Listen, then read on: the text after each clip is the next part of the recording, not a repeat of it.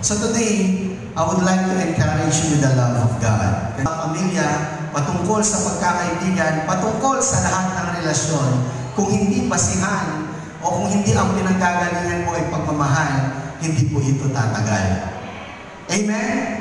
Kaya po tumagal ang Panginoon sa atin dahil sa kanyang pag-ibig sa ating po lahat. Nakita ko po yung faith, hope, and love. Sabi nga po, di po ba? At ang sabi, ano po ang greatest sa tatlo? Love. Dahil sa langit, hindi mo kailangan ng faith. Ang hope, hindi mo rin siya kailangan sa langit. Pero ang love, lagi pong naroon. Mula dito sa lupa, hanggang doon sa kalangitan, ay ating pong mararanasan ang pag-ibig. That's why sabi, maglalaho lahat, pero hindi po ang pagmamahal. Amen? Kaya po ang Diyos dapat nating makita na siya ay Diyos ng pag-ibig. So today, I would like to encourage you na ang pag-ibig ng Diyos ay kakaiba sa pag-ibig na alam natin. Ang pag-ibig ng Diyos ay perpekto. Amen? Sino po naniniwala ang God's love is perfect? Na ang kanyang pagmamahal ay perfecto. Pero sa pagpapakilala ng Diyos, mula pa lamang sa umpisa, in the creation hanggang sa revelation, makikita natin na ang pag-ibig niya ay perfecto. Wala pong umibig sa atin ng perfect. Sabihin all, hindi siya some. Hindi pwedeng maging perfecto kung some lang ang nandoon. Sa element ko ba maging perfecto? Gaya po ng ginagawa natin sa pag-ensayo, hindi tayo pwede doon sa pwede na to. Amen? We want it to be perfect because we're giving all the glory sa Panginoon. Sa ating pong pagpapanito, hindi lang po tayo basta pumunta. Ipin-prepare natin ang ating sarili upang sa ganun, masigurado natin na tayo po ay mayroong puso na handang tumanggap sa Panginoon. Amen? Dahil ayaw po natin masayang ang araw na ito. Ano pa po ang nakita natin dyan? Absolute and complete. Amen? So the word perfect natin is missing. At hindi siya kailangan palitan. At hindi siya kailangan na i-replace because it's already perfect. Hindi mo kailangan bawasan o hindi mo kayang bawasan at hindi mo rin siya kailangan pandagdagan dahil ito ay perfecto na. Amen? Andiyan pa po ba tayo? Amen. Hallelujah. So, God's love is perfect because it is unconditional and without expiry. Sa akin po, ang Diyos na buhay, na umibig sa atin, ang definition ko sa perfectong pagmamahal niya dahil ito po ay unconditional. Amen?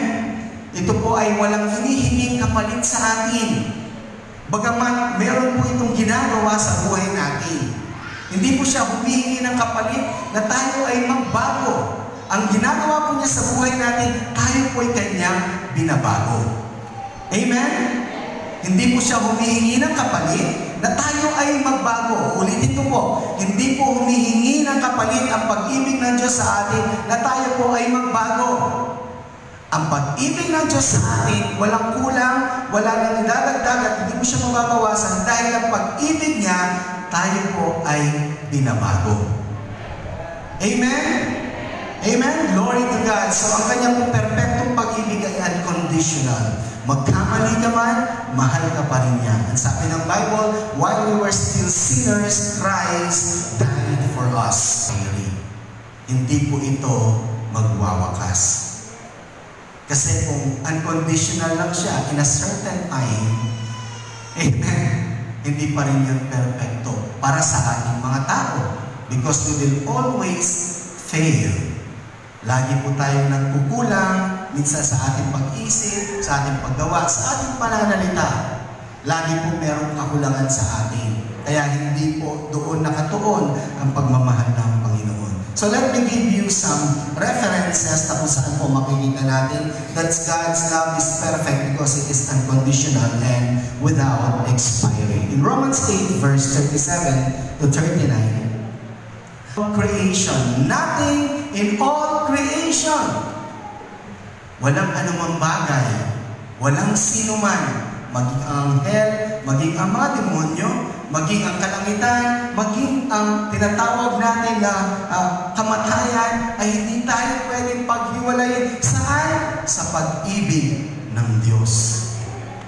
Ganon siya ka-unconditional. Walang anumang bagay na pwede tayong ihiwalay sa pag-ibig ng Diyos. Sino man pong tumanggap sa kanyang pag-ibig, hindi na po ito kailanman mawawala. Ino-offer po ng Diyos ang pag-ibig niya sa atin.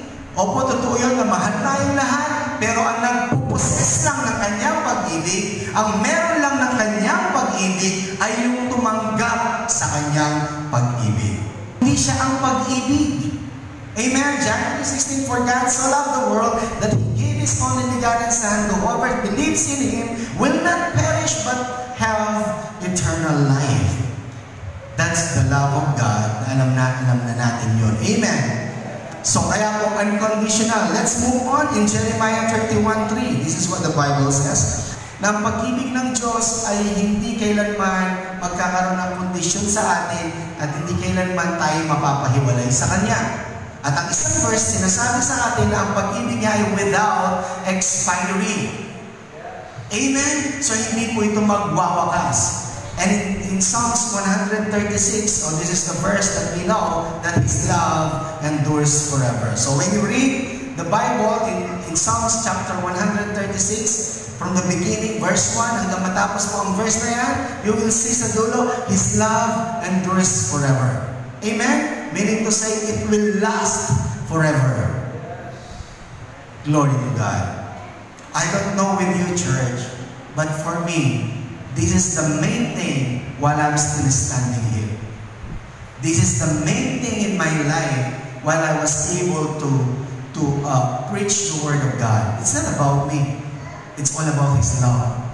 That's why I'm carrying the message of love, because this love changed me. This love of God, ang perpektong pagmamahal ng Panginoon, alam niyo po ba na ito ang dahilan kung bakit tayo po ay sinave ng Panginoon? Kung bakit tayo ay iniligtas ng Diyos? Ang tanging dahilan niya lamang ay ang kanyang pag-ibig at pagmamahal sa atin. Could you imagine kung ito'y conditional? Could you imagine kung ito'y nag-expire? Paano na kaya ang salad-salad lahi natin? But because it's not expiring, we have this assurance in our life that one day, when we will meet all together doon sa heaven, we will see also ang ating mga salad-saling lahi. Amen? Kaya ang decision po na ginawa niyo today ay napakainam po nung tinanggap natin ang Panginoon, because it will run through our generation. So ito pong pagliligtas ng Diyos ng pag-ibig niya, hindi niya lang tayo niligtas noon. It's still this love that's saving us. At sa maging mga problema natin, ito pa rin pagmamahal niya ang siya pong nagbibigay ng kaligtasan sa atin. It saves us from fears and troubles and what the world throws at us. Ano man pong binabato sa atin ngayon ng mundo, ng sitwasyon sa buhay, alam niyo po kung ano nagliligtas sa atin? Kung titignan ninyo, susuriin ang pag-ibig po ng Diyos. You cannot trust God without trusting His love. Amen? Amen po ba? Tayo nagtitiwala sa Panginoon dahil pinagtitiwalaan natin ang kanyang pag-ibig. At ang pag-ibig niya ay hindi lang po tayo niligtas doon. Tayo po nililigtas niya sa bawat sitwasyon ng ating buhay. At alam niyo po kung ano ang good news? Ang good news nito ay yung pag-ibig na yon na nagligtas sa atin at nililigtas tayo, we're not working for it. Amen? Hindi natin siya tinatrabaho. Ito'y binigay sa atin. That's the good news. Amen? Meron ka ng kailangan mo upang managumpay sa mundong ibabaw. Amen? Mga bagay na kung saan ipinagkaloob sa atin ng Diyos upang ang iyong pagiging mabuting ama ay hindi basihan ang material na bagay. Ang iyong pagiging mabuting anak, hindi basihan ang na-achieve mo sa buhay. Hello? Ang basihan ay ang pag-ibig niya na nabinabago at bumabago sa atin upang maging mabuting tao kanino man. Kinokonect tayo sa the peace of God. Ito po ay kinokonekta tayo sa kapayapaan na nagmumula sa Diyos. At ang kapayapaan na nagmumula sa Diyos binibigyan tayo ng tunay na kapahingahan. Tama po ba yung Tagalog ko? Kapahingahan. Ayan, may H yan. Amen? So, the love of God, the perfect love of God, connects us to the peace of God. And the peace of God connects us to the real rest. Without fear. So alam po natin pinapatungkulan nito ang pag-ibig ng Diyos na nasa atin, kaya nagagawa natin maging matapang na mahalin ang hindi ka mahal-mahal. Amen. To love the unlovable, to forgive the unforgivable.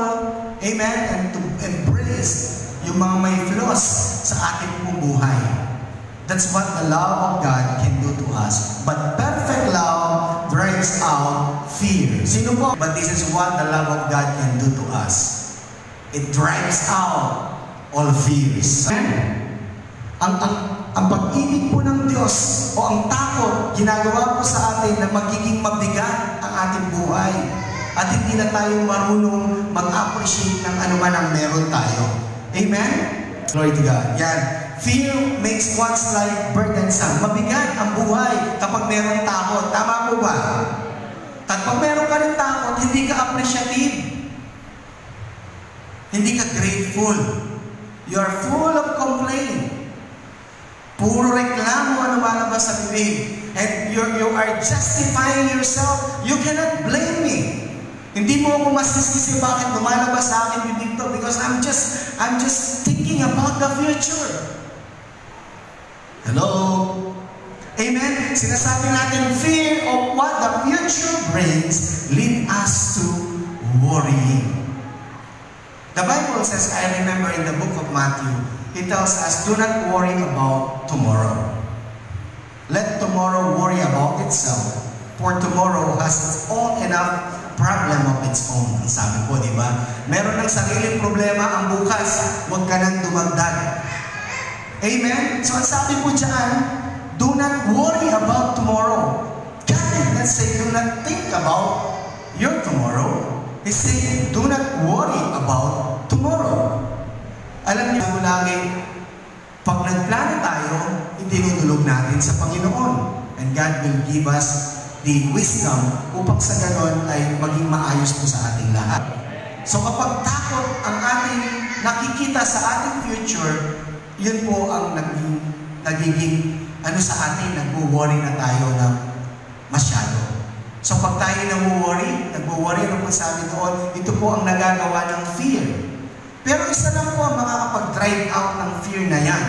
That's what the Bible says. It's only the love of